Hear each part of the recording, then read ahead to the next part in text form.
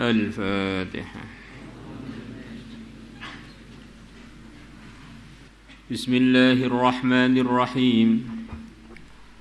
Wa 'an Ibnu Abbas radhiyallahu anhuma qala Rasulullah sallallahu alaihi wasallam,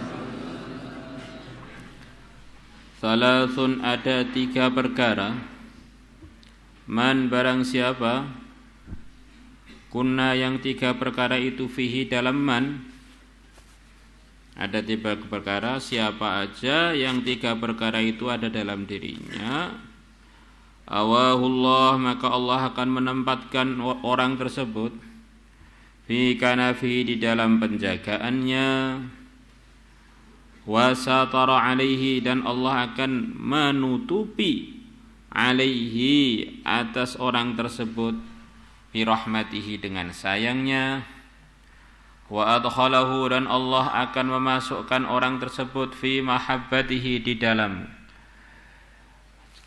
kecintaannya. Ya, ada 3 perkara kalau orang mewujudkan dalam kehidupannya, akan dijaga oleh Allah, akan dirahmati oleh Allah, dan akan dicintai oleh Allah. Man, yaitu orang idza u'tiya syakara, kalau dia diberi maka dia bersyukur.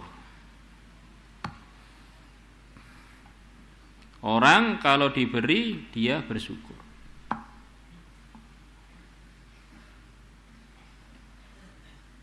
Ini di antara orang-orang yang akan dapat sekian banyak janji dari Nabi tadi. Orang itu kalau tauhidnya benar, imannya benar, memahami pemberian itu sedikit apapun yang datang pada dia ini dari Allah. Maka kalau dia mensyukurinya berarti bersyukur kepada Allah. Kalau dia mengkufurinya alias tidak merasa diuntungkan, maka dia sebetulnya protes kepada Allah. Seluruh dunia kumpul jadi satu untuk mendatangkan sekelumit pemberian pada kita tanpa dikehendaki oleh Allah, tidak mungkin bisa. Ini walaupun sedikit, ini memang sangat-sangat berharga. Jadi orang itu kalau kena sifat tidak bersyukur itu seperti iblis itu. Diperintahkan oleh Allah untuk sujud kepada Nabi Adam. Perasaan dia perintah Allah ini tidak menguntungkan. Itulah namanya tidak bersyukur, itu tidak menguntungkan. Akhirnya iblis jadi terlaknat gara-gara punya sifat tidak bersyukur. Sifat hasad itu sumbernya adalah dari tauhid yang keliru.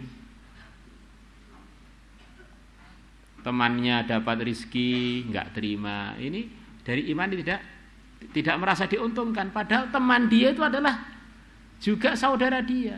Teman dia dapat nikmat, seharusnya dia juga bergembira, karena bergembira dengan nikmat yang Allah berikan pada saudara kita, itu juga bagian dari mensyukuri nikmat, bagian dari yang dicintai oleh Allah. Karena teman-teman kita, saudara kita ini semuanya adalah milik Allah. Kalau kita ikut bergembira dengan kegembiraan mereka, Allah pun ikut ridho kepada kita. Maka hati-hati, ini semua kerusakan dalam hati itu menimbulkan kerusakan dalam sikap, dan kerusakan dalam hati sumbernya adalah karena rusaknya iman. Maka Allah berfirman, ada orang-orang yang diberi hidayah sampai akhirnya sampai ke surga sebab imannya yang lurus. Yahdihim rabbuhum biimani. Maka tidak ada yang lebih penting untuk islah diri melebihi pertama kali mudzakarah iman. Nanti akhlaknya jadi baik, nanti muamalatnya jadi baik, muasyaratnya jadi baik, sikap-sikapnya jadi baik, karena dia sudah paham semuanya ini adalah milik Allah, maka saya harus bersikap sebaik mungkin sesuai dengan yang diridhai oleh Allah. Kok dengan manusia, dengan kucing pun dia hati-hati. Kok dengan manusia, dengan ular pun yang berbahaya dia hati-hati, karena ular ini juga ciptaan Allah. Tidak asal usir ular saja. Nah, ada tertib-tertibnya.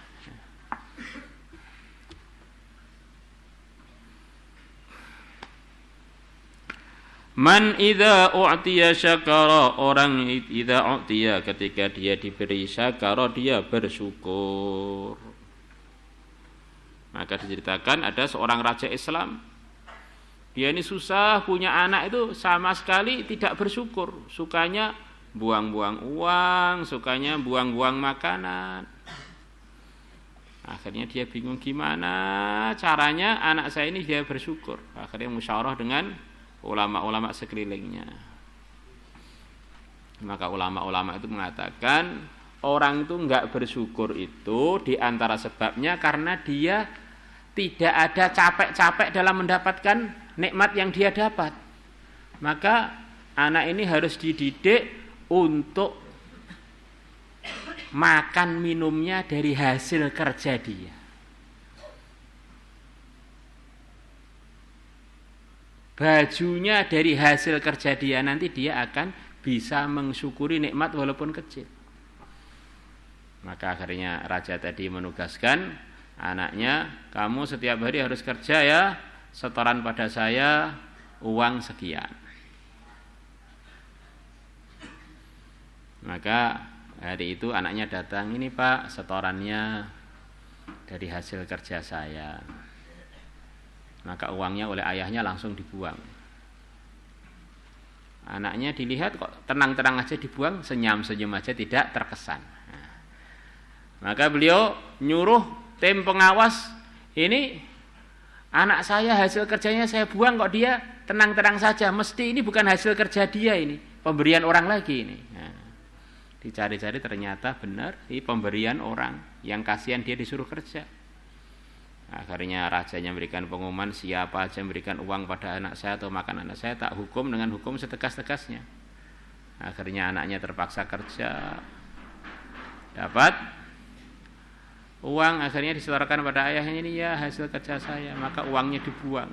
Begitu dibuang langsung anaknya nangis sejadi-jadinya. Oh, ini baru tahu kamu bagaimana nikmat itu kalau dibuang itu begitu itu rasanya. Lah ini nikmatnya dari Allah kamu buang-buang, bagaimana tidak sukanya Allah pada hambanya yang berbuat begitu itu. Diberi nikmat mulut malah dibuat ngerokok. Coba kalau nggak punya mulut, mulutnya diganti knalpot gimana? Knalpot aja nggak dimasuki rokok, masa mulut kita dimasuki rokok? La ilaha illallah.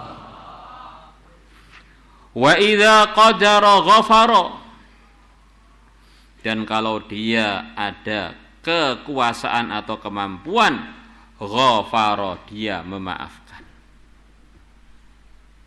Ini sifatnya orang-orang yang dapat janji Allah tadi. Kalau dia punya kemampuan untuk melaksanakan apa yang dia mau, malah dia justru memaafkan. Ini menunjukkan memang dia ini punya mutiara iman dalam hatinya. Dia tidak menggunakan kekuasaannya kecuali dengan cara yang diridhoi oleh Allah. Ini kadang-kadang kita ini nggak berani atau nggak ngelawan karena nggak mampu. Bukan karena nggak mau, nggak mampu. Ditantang oleh orang jagoan kuotot, kuping kita dibuat main-main, diselendiki, cetek. Kita warah sebetulnya, pengen ngelawan tapi nggak berani. Nah, kalau itu sih biasa orang nggak berani. Ya, pahalanya mungkin pahala sabar atau pahala nahan marah. Nah, tapi ini beda, ini orangnya ada kemampuan, orang guwotot dicaci maki, orang kerempeng yang kalau dia selentik sekali aja mungkin terbang. Nah, dia memaafkan orang tersebut. Nah, ini tanda memang orang ini orang baik ini. Dia tidak semena-mena dengan kekuasaannya.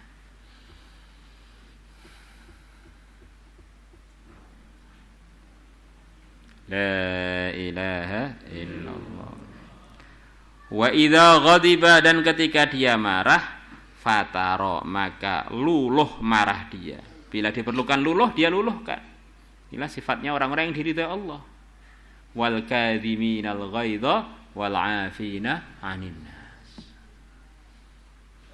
Di antara tandanya orang itu imannya enggak benar, kalau marah itu enggak habis-habis. Nah, itu tandanya orang imannya enggak benar. Padahal yang disukai Allah bagi orang-orang yang marah adalah suruh menahan marahnya atau suruh cepat meredahkan marahnya. Wallahu a'lam. Rawahul Hakim wa qala sahihul isnad. Wa anhu, dan diriwayatkan dari Ibnu Abbas radhiyallahu anhuma fi qouli ta'ala, mengenai yang dimaksud dari firman Allah Ta'ala, idfa' tolaklah olehmu,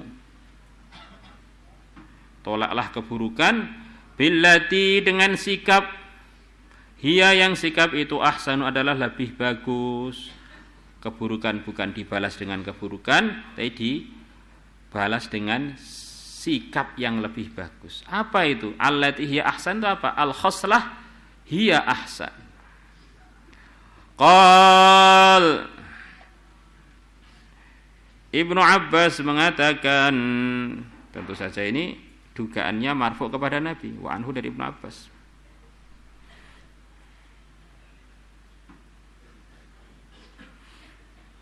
Atau ini qala langsung kepada Nabi. Karena hadis ini hadis mu'allaq, hadis yang rawi awalnya itu dibuang. As-sabru yang dimaksud menolak dengan sikap yang lebih baik adalah sabar 'indal ghadabi, ketika marah. Marahnya tidak dilampiaskan tapi dia menyabarkan diri. Wal 'afu, dan memaafkan 'indal isaati, ketika orang berbuat buruk pada dia. Sabar ketika marah, tidak dilampiaskan marahnya, dan memaafkan ketika orang berbuat buruk pada dia. Fa idza fa'alu dzalika, maka kalau orang-orang yang dibuat buruk pada mereka itu berbuat begitu itu, menolak dengan sikap yang lebih baik, sabar ketika marah, memaafkan ketika dibuat buruk pada dia, asamahullah, maka Allah akan melindungi mereka, akan dilindungi oleh Allah. Bukan hanya dilindungi, ini yang luar biasa. Wa khada'a lahum aduwwuhum, dan musuh mereka akan tunduk kepada mereka. Orang-orang yang musuh akan tunduk, tidak akan bisa mengalahkan orang-orang itu tunduk, takluk.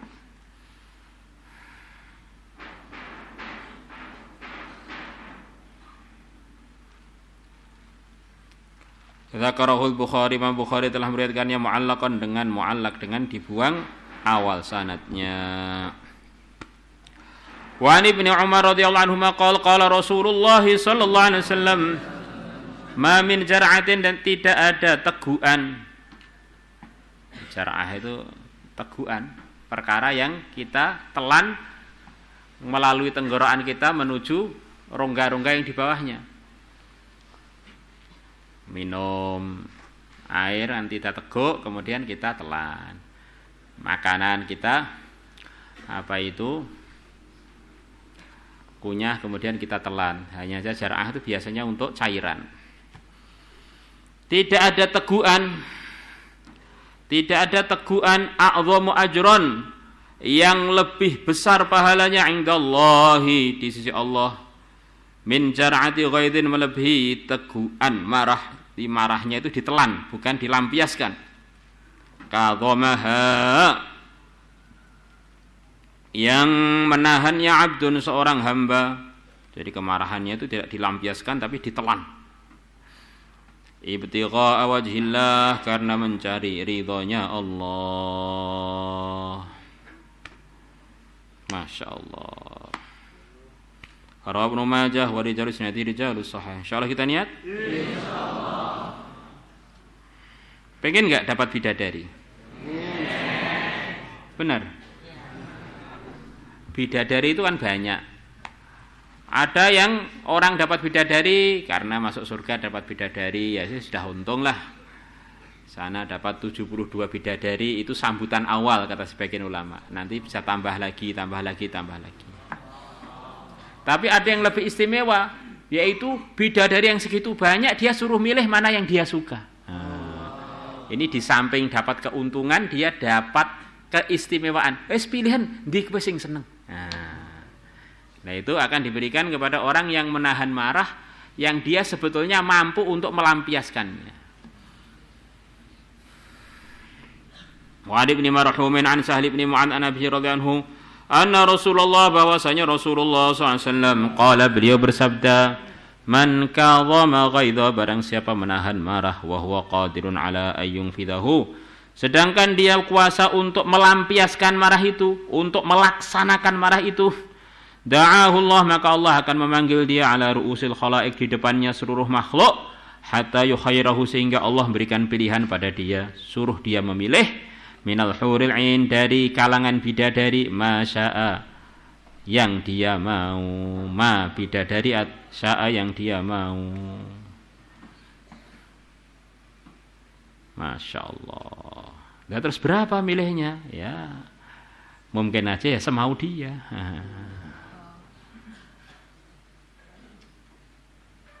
Rawahu Abu Dawud, Ibnu Majah, wa Tirmidzi, wa qala haditsun hasan. Ini kok laki-laki terus Pak, perempuannya mana? Perempuan itu Allah lebih tahu cara membahagiakan perempuan. Perempuan itu bentuknya bukan marah, melampiaskan marah itu dunia laki-laki biasanya. Ini kalau wanita di sana beda lagi, di antara katanya orang-orang yang meneliti para wanita itu paling suka bukan kok dijadikan paling kaya, itu enggak suka, biasa. Paling wibawa malah kurang suka. Wanita itu terlalu wibawa, itu malah aneh. Wanita itu paling suka kalau dikatakan kamu tercantik. Paling suka gitu itu. Maka sampai ada lomba ratu kecantikan. Karena yang menghuni akhirat itu juga di dunia ini. Terusannya dari dunia ini. Kalau dibilang cantik itu seneng. Dibilang cuantik seneng. Dibilang tercantik tambah seneng. Dibilang melebihi para bidadari tambah gak karu-karuan. Maka nanti di sana kata sebagian ulama, wanita itu nikmatnya di situ, itu bidadari yang sudah cantik-cantik itu ketemu dengan dia nggak pede istilahnya, kalah cantik jauh dengan para wanita-wanita solehah itu. Yes, milih bidadari sak sukamu, masih cantikan saya kok. La ilaha illallah. Maulaya salli wa sallim